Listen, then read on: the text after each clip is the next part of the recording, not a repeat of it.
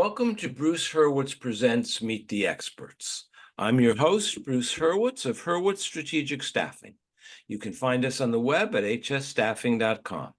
I hope you'll consider us for all your staffing, career counseling, and professional writing needs. Momentarily, I will be joined by Behdad Jamshidi, and our topic of discussion will be being a marketing broker. Meet the Experts is sponsored by P&K CPAs. P&K is a full-service accounting firm. They provide accounting and consulting services to businesses ranging from startups to small and mid-cap companies to nonprofits, as well as high-net-worth individuals. Contact them today for a free consultation at info@pk-cpas.com or call them at 973-882-8810. They will be happy to be of service. B, welcome to the show. Thanks for having me, Bruce. It's my pleasure. So please take a moment or two and introduce yourself to our audience. Yeah, my name, as you mentioned, is Behdad Jamshidi. I run CJAM Marketing. I'm the founder of CJAM Marketing.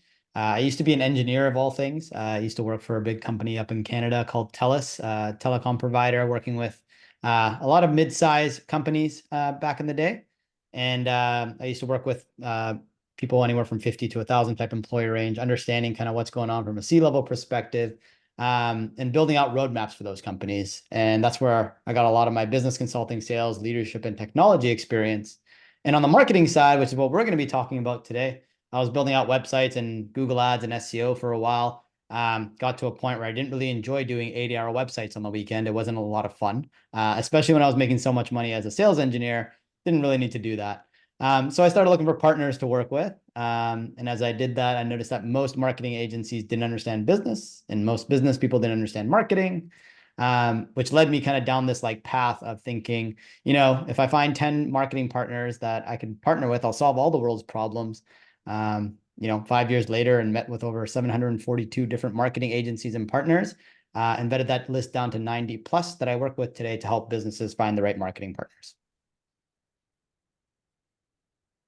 So our topic is being a marketing broker. The first question is obvious. What's a marketing broker? Great question.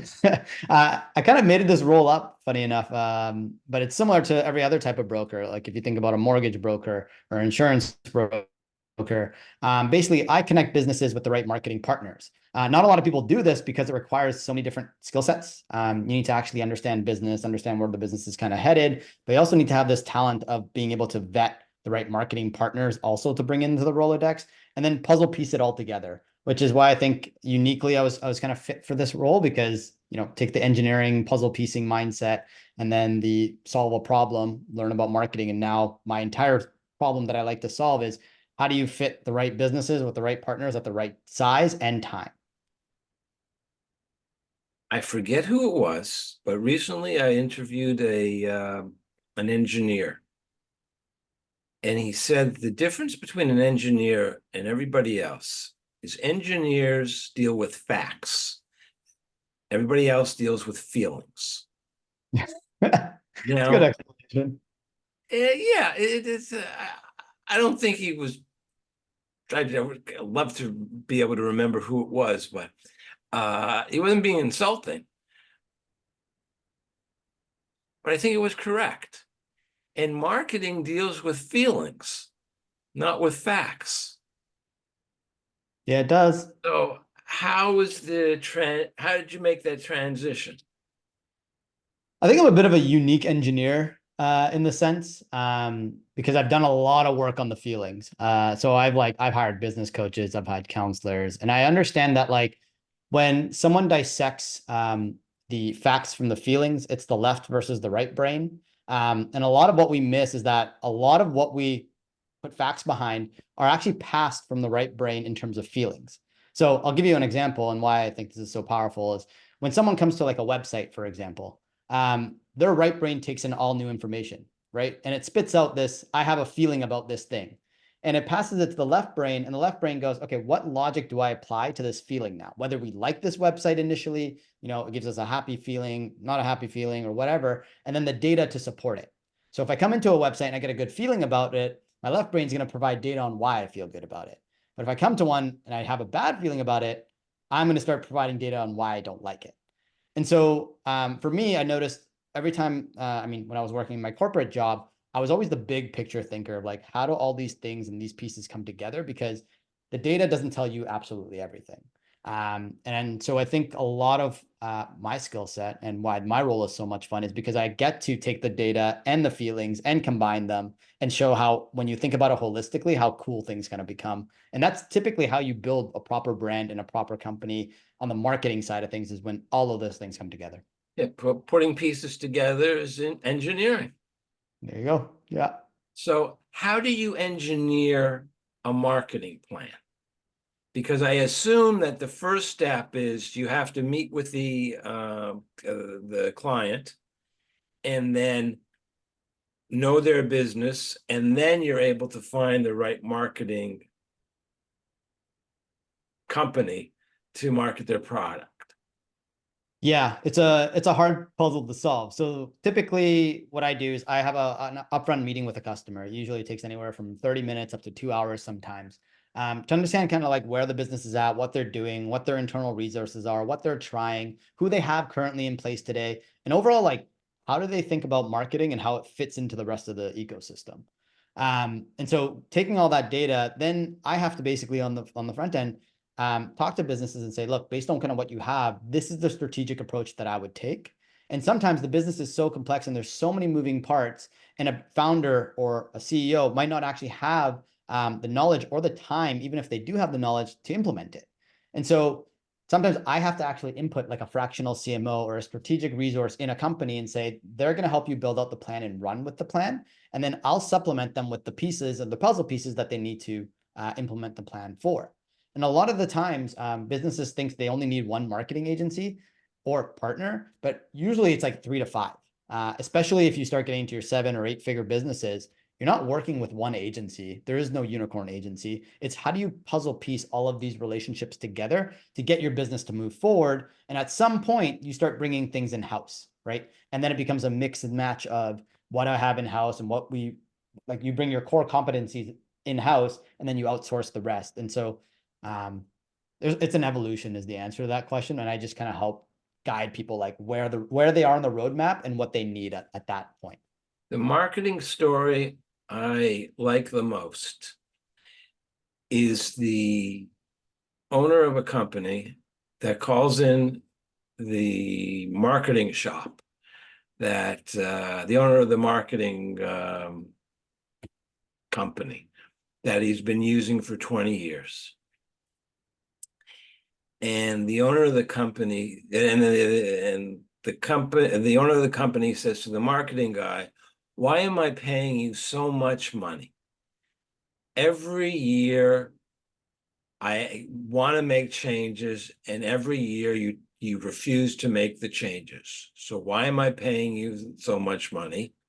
And the marketing guy said, so that you won't change what you're doing, because it's working.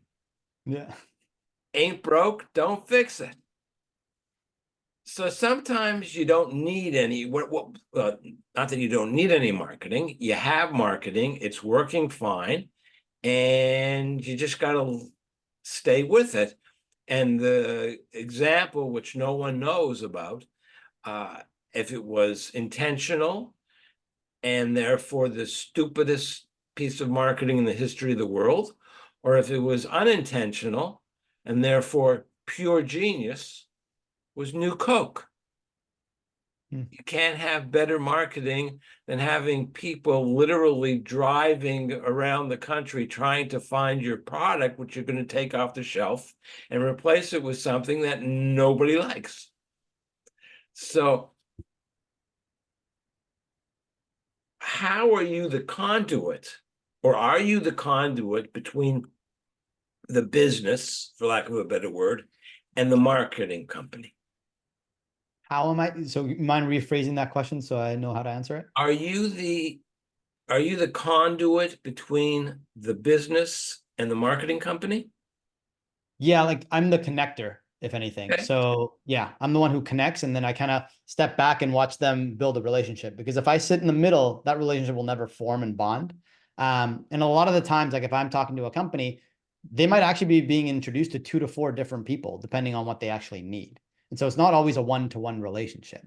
And I did like your story, because sometimes when it comes to marketing, you got to just do things for long enough and just believe that if you're doing the right things, at some point the flywheel will take effect. And when that flywheel takes effect, that's when you get everything back. And I think a lot of the mindset in marketing nowadays is, well, if I put one in, I want to get 2 out today. That's not how it works. Maybe during COVID, that's how it was working. But before COVID, that isn't how it was working. And now that's not how it's working. You got to look at, how do I build an effective marketing strategy?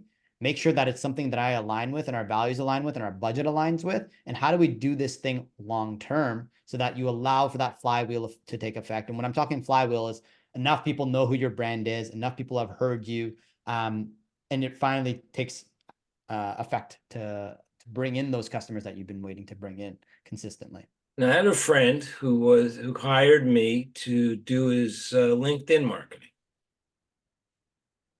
And he's an older gentleman. And in his day, you would publish an ad, and it would appear on Sunday, and Monday you'd have responses. I explained to him that that wasn't going to happen, that it can take weeks and maybe even months, and it's just something you have to continuously do. And after 2 weeks, he dropped the campaign because he didn't get any responses. And the conversation began, I know you told me this. I heard you, but I'm used to, you publish something, you get the response within 24 hours. So this newfangled way of doing things, not for me. How do you deal with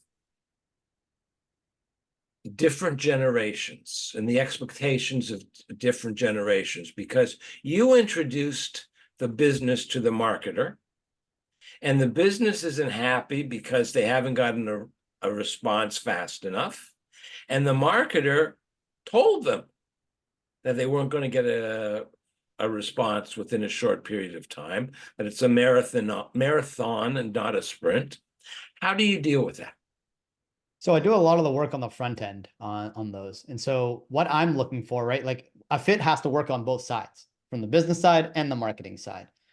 So if I'm talking to a founder or a CEO that expects unrealistic expectations, doesn't have a full understanding of how marketing works, and a lot of the times I will guide and I'll say, look, like this is the expectations. This is how much money you're going to likely need to spend over this period of time. Are you comfortable with that? Like, are you okay with that? And sometimes the businesses will say, no, I'm not, like, that's not something. I'm like, well, it sounds like this isn't the avenue for you. You should probably look at a different way of doing things, because if anyone tells you otherwise, they're likely lying to you, because they just likely want to take some of your money, even if it is for 1 to 3 months. That's not really how I run my business. For me, it's like making sure that the expectations are set up front, the right mindset is put into place, so that the relationship, once it gets to the marketing agency, is better off. And that's actually some of my secret sauce, is setting expectations on both sides to make sure that relationship works.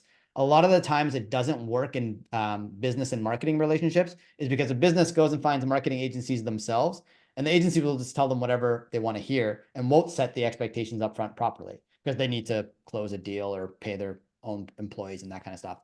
For me, it doesn't really matter, because I have multiple different partners at multiple different levels. And so I will try to meet a business where they're at.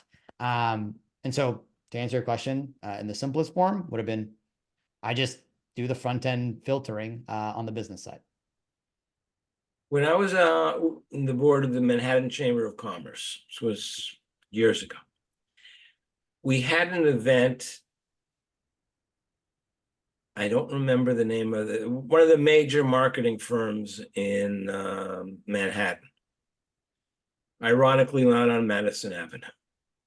And we had an event there. And one of the things that we wanted to do, this was sort of like an annual conference that went on for a week. And we wanted to have one day with just female professionals who would be speaking. And this one was obviously on marketing. And I was enjoying it. I thought it was very good. But then all of a sudden I noticed that people were walking out, including a fellow board member. So I got up and I said, hold it, guys. What's going on? What's the problem? And they said something that I hadn't picked up on. They said they're talking about $1 million marketing campaigns. We've got, we're little guys. We got $100, maybe $1,000. Yeah.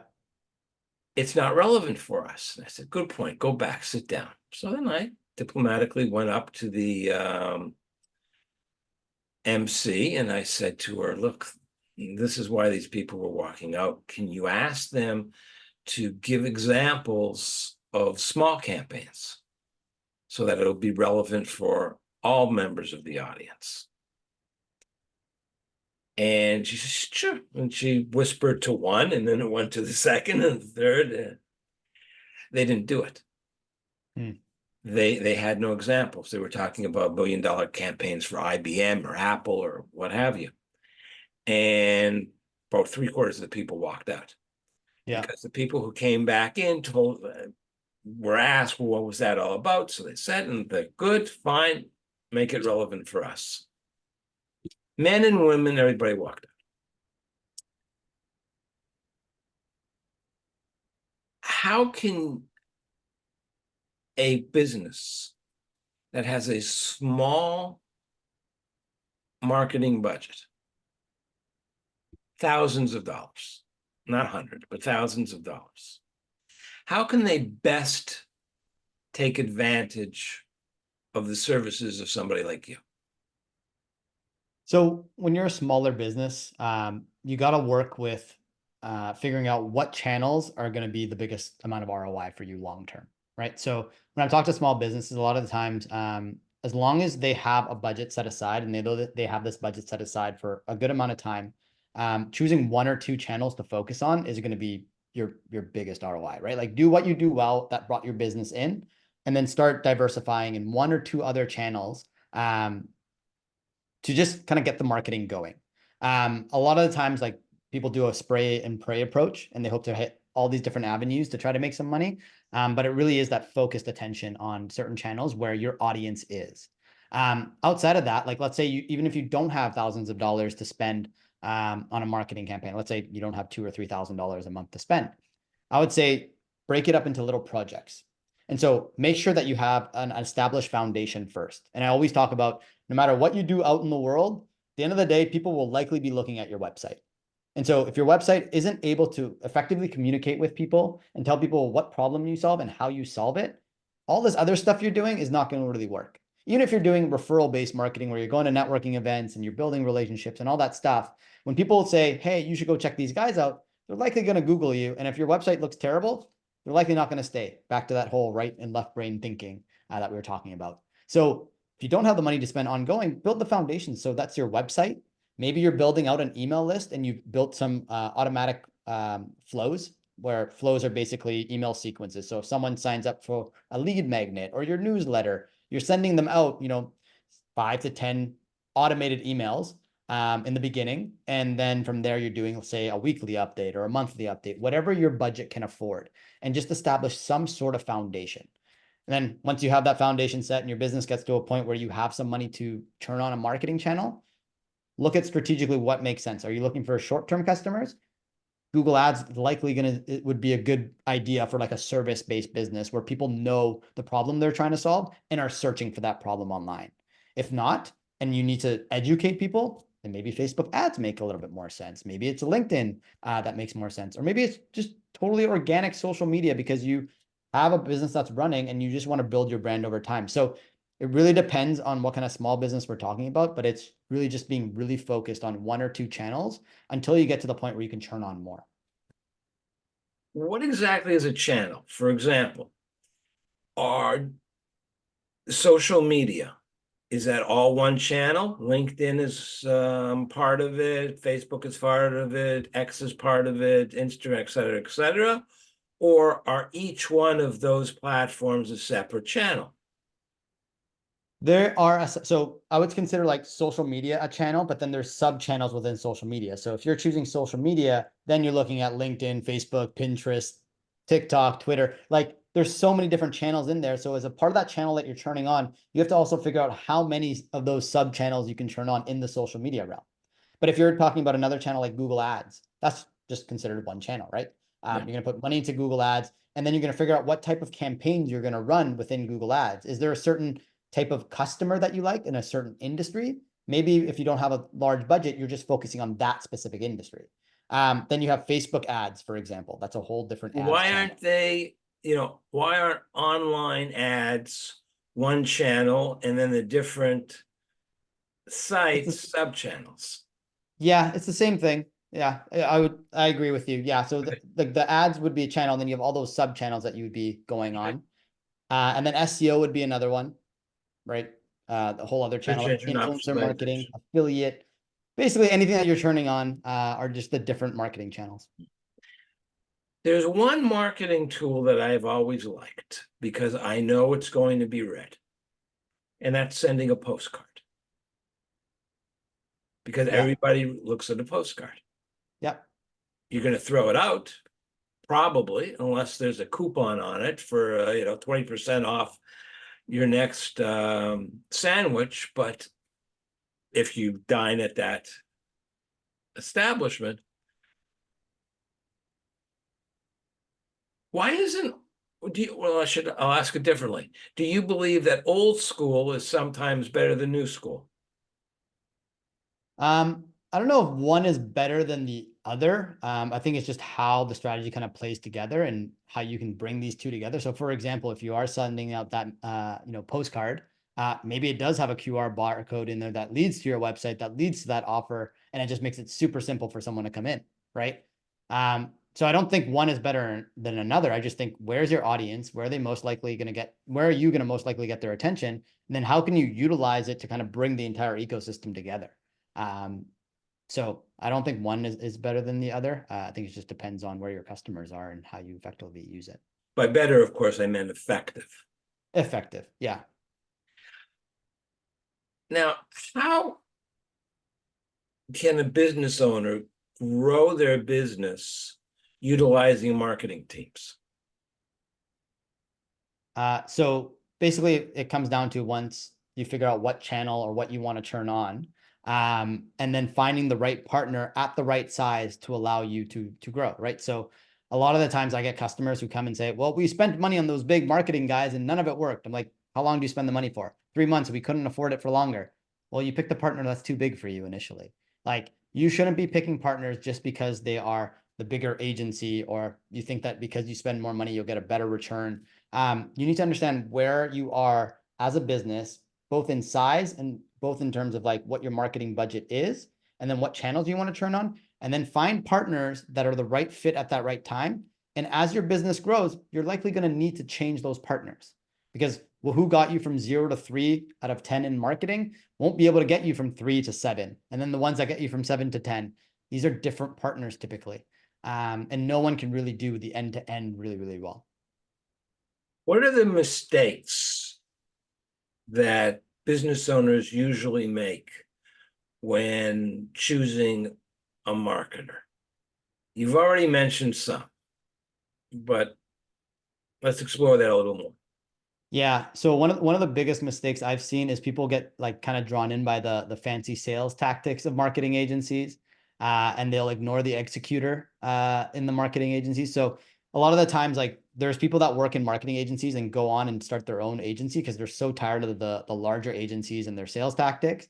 And so this executor has never actually sold before. And so what they'll end up doing is talk about, data and structure and all these things. And that doesn't like make customers excited. Versus the sales with the case studies and the pitch decks. And so customers will typically choose the salesy guys versus the actual executor who knows what they're talking about. That's number one, that I think a lot of businesses make a mistake on. Number two is most businesses don't really, even like founders or CEOs, even have like an average understanding of marketing. And so someone will say, oh, you need to do SEO. And then they just run down the SEO path without actually analyzing, is this the right channel for me to turn on right now? Or might there actually be a better one? And so you kind of get pigeonholed into a certain channel without knowing how the overall marketing machine needs to work, is another big mistake I think most business owners make. And the way to solve that is maybe hire a consultant, pay them some money hourly to give you a good foundational understanding of marketing and get you to an average level so that when you are betting, you know what to look for. You reminded me of something which I found amusing at the time that happened to me, and I didn't understand it. I was working for a recruiter, and I went and pitched to a prospective client. I was meeting with their board, and one of the board members said, "Are you the person who's actually going to be the recruiter?" I said, "Yeah, of course." And they all looked at me and they realized that I didn't understand, but my competitors would bring in a good sales guy. He'd be the face of the company and they'd fall in love with him or her. And then that person would disappear and they'd get some putz who they couldn't stand, but they paid the money, they signed the contract, and that's who they got stuck with. Yep. So when I did realize what was coming on, I said, "Yeah, if you hire us, you get stuck with me." And everybody laughed, and that was the end of it. I mean, we got end of it as in we got it. Yeah.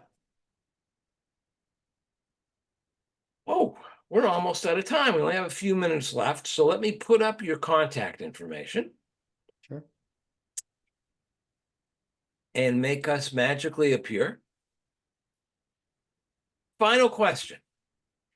Is there anything that I did not ask you that you wish I had asked you? And if I had asked you, what would you have said? At the end of the day, I think the question is, why do businesses really struggle at finding marketing agencies? And I think the answer to that is a lot of the times founders and CEOs, one, don't have the marketing knowledge or the network to find the right marketing partners. And so they have to struggle. And a lot of the times they find 3 to 5 partners that they have to keep rotating in and out. And that takes years of time to find a good partner that they really like, or they waste money. So you might as well just kind of use a broker or someone like myself that can actually give you some great options up front. So you can get rid of a lot of the not so great agencies up front and talk to people that actually know what they're talking about. Are there a lot of brokers? Because I've never heard of a marketing broker before you. There's not many of us. I find 1 or 2 really randomly, but at the end of the day, like a lot of them have even smaller networks, so they just focus on like working with 10 or 15 partners in a niche. And so I haven't seen someone that's done what I've done in terms of how many people I've personally talked to. I've had on this podcast a number of experts to talk about marketing, but you're bringing in a unique perspective. And on behalf of myself and our viewers, I want to thank you. This has been very informative. That's an amazing compliment. So thank you very much. My pleasure. The thanks goes to you. I'm Bruce Hurwitz. Thank you for watching. And as always, please stay focused on success.